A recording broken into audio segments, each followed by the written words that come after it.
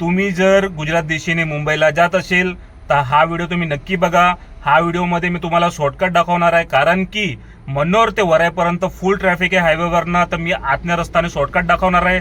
आणि हा व्हिडिओ तुमच्या मित्राला शेअर करा, कारण की ते लोक पण जाऊ शकणार। मनोरवरनं पालघर रोड पकडायचा। पालघर रोड पकडल्यानंतर तुम्हाला स्ट्रेट 10 किलोमीटर जायचा।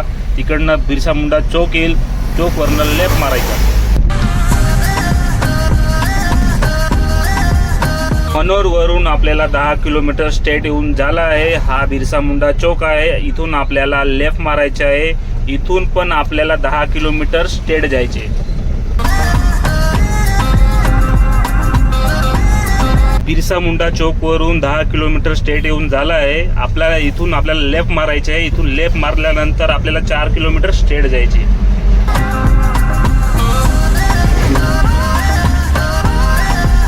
आपल्याला 4 किलोमीटर स्ट्रेट येऊन झाला आहे। इथे चौकी लागेल, चौकीवरून आपल्याला परत लेफ्ट मारायचे आहे। लेफ्ट मारून सरळ आपल्याला आता 12 किलोमीटर स्ट्रेट जायचे, डायरेक्ट वराई हायवे। 12 किलोमीटर स्ट्रेट येऊन फायनली आपण वराई हायवेला पोहोचून गेले आहोत। वराई हायवेवरती आल्यानंतर त्या साईडने तुम्ही बघू शकता किती ट्रॅफिक आहे। ही ट्रॅफिक मला मनोरला पण लागली असती।